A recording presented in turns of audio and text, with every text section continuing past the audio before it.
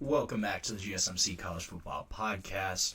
Just discussed the 2021 recruiting class, including former number one overall recruit Kienholz, who started his career at a Big Ten university program in Ohio State. Gonna keep that Big Ten theme kind of going on and discuss some of the Big Ten quarterbacks. Gonna rank about 13 through 9 today and just kind of go over some of those guys where I think they kind of land in that pecking order. So my 13th ranked quarterback in the conference, I think it's Preston Stone, starter at Northwestern. Preston Stone, this was a guy that started his career at SMU, was the starter there in 2023, started there in 24 to start the season, but was replaced by Kevin Jennings, and obviously SMU went to the college football playoff. Kevin Jennings maintained that job, so Preston Stone transfers out, and he gets a fresh start at Northwestern with third-year head coach David Brown. Last year, Northwestern's quarterback room was a complete disaster. Their quarterbacks combined for only 7 touchdowns and 11 interceptions in 2024. So they sorely need some more production from that position, and they should get it in Preston Stone. This is a guy that had a great year in 2023. A dude that's 13-3 as a starting quarterback. So has been successful in the time that he started at SMU. In 23, passed for over 3,000 yards, had 28 touchdowns, only 6 interceptions. So that too, the decision making should, at the minimum, help raise Northwestern's floor from the quarterback position. A guy that should fit well too with second-year offensive coordinator Zach Lujan. Preston Stone, I think he definitely has potential to maybe rise up this list. But he's going to Northwestern, completely new situation, going to have to learn a new offense. The good thing, though, he's an unquestioned starter, I would say. Jack Lausch, he's still kind of in contention, but he also plays baseball for Northwestern, so hasn't really been around in the spring. Could potentially earn some playing time, but I think this is Preston Stone's job to lose. When you look at the production from 2023, this is a guy that is not a bad Power 4 starter whatsoever. I just think his ceiling might be a little limited, but when you look at what he did at SMU in that 23 season, the winning record as a quarterback, a guy that can definitely help Northwestern at the minimum, and a guy that I think, if things kind of fall into place for Northwestern, could definitely be looking to improve and have a better year than obviously last season for him, but potentially even 2023. It's a guy that has a little more potential, could do well at Northwestern. Number 12, I think USC starter Jayden Maiava. This is a nice spot for him to kind of slot in. This is a guy that has had 15 career starts. He had 4 starts at USC last year, started 11 games at UNLV in 2023. Had an okay season for USC. They kind of struggled overall on the offensive side of the ball. This is a pivotal year for Lincoln Riley at USC.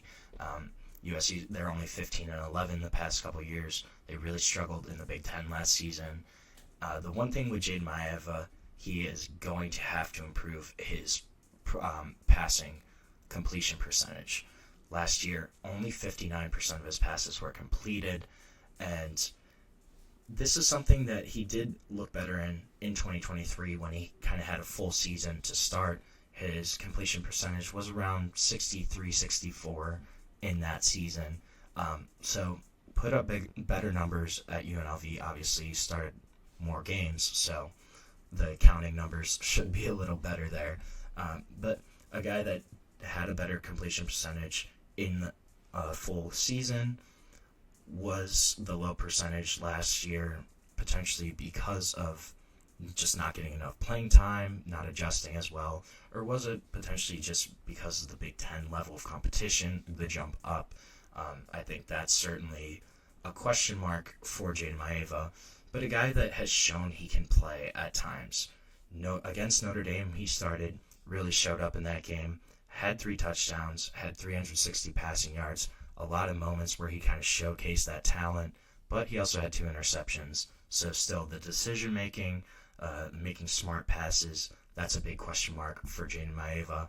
But a guy that is 6'4", big passer, athletic, moves better than he kind of looks, and he's going to have to show that he can fully adjust to the Big Ten level. This is going to be a big question mark for him of, can he actually improve that completion percentage? Can he kind of showcase that he can do better? Or is this where he's going to kind of end up as a middle-of-the-pack quarterback? That's going to be a big question mark for USC. And their success as a team, I think, is going to ride a lot on how Jayden Maiava performs as their starting quarterback.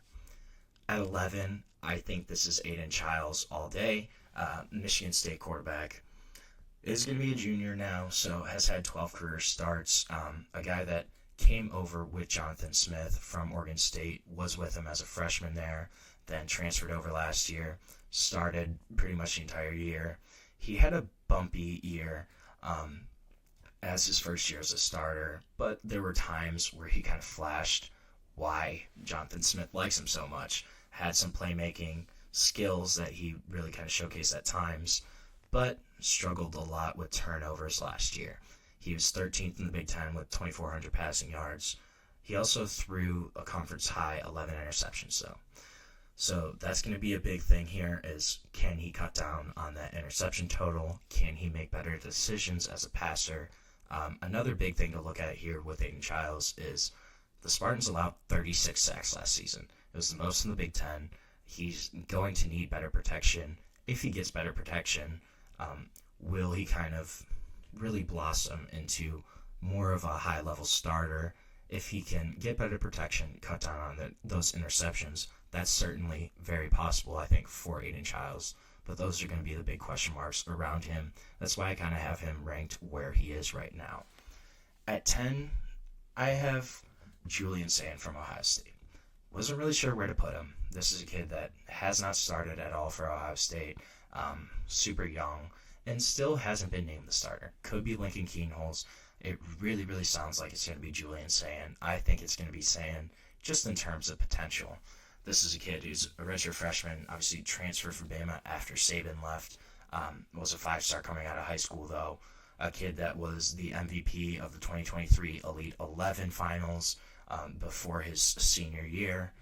Has showcased his talent during his high school career, had almost 8,000 passing yards during that time, had 85 passing touchdowns as a high school starter. So a guy that really has high potential. I think if you get him in that offense with Jeremiah Smith, Carnell Tate, Brandon Ennis, it's going to be really interesting to see. I think he could thrive there. But again, it's going to be a first-time starter. Doesn't really depend on who it is. Still kind of the same question marks, regardless of if it's Julian Sayin, Lincoln Kienholz, of the inexperience, stepping in as a full-time starter. How will they kind of adjust? But Ohio State is a great place to really try to maintain, develop that profile as a starter. Then I think getting into the single digits now, I have Iowa's quarterback Mark Gronowski, a guy who I also wasn't really sure where to rank. This is on the other end of the Julian Sayin experience. This is a guy that's ultra experienced. 55 career starts at South Dakota State. Just transferred in this year to Iowa. Should take over as a starter there. But a guy that took South Dakota State to 2 national titles, won 2 titles there at the FCS level. It was a guy that was the FCS Athletic Director's Offensive Player of the Year in 2023. Phil Steele's FCS Offensive Player of the Year in 2023. AP FCS All-American First Team 2023. Kind of struggled a little bit last year, but South Dakota State still won 11 games. So I think that's still a pretty successful season. And then also, this past year, he rushed and passed for touchdowns in each of the first 6 games of the season, finished with 8 games total where he had both a passing and rushing touchdown. So gives them a little more of a dual-threat offense. This is probably the best quarterback that Iowa's had, and I don't even know how long. In terms of potential, a guy that can step in right away, give them an experienced option, a guy that can really jump up this list, I think, too. I think I kind of ranked him a little low just because we don't know how he's going to adjust to the Big Ten. We don't know will that jumping competition will affect him. But a guy that has showcased his talent at the FCS level, a guy that's super impressive, 93 total touchdowns, 20 interceptions during his career there, and a guy that can step in and give Iowa something that they desperately need from the quarterback position in a playmaker, and a guy that can do a little more than what is asked of him. That's going to be Mark Gronowski. I'm excited to see him in an Iowa Hawkeyes uniform this year and kind of where that could all end up. So we're going to end our show for today. Thank you so much for tuning in to the GSMC College Football Podcast. Please remember, subscribe, like, follow the show. If you want, you can also go to, I blanked there, TikTok, Facebook, Instagram, Twitter, for more sports content, more sports updates that you love. Thank you so much, and have a great day.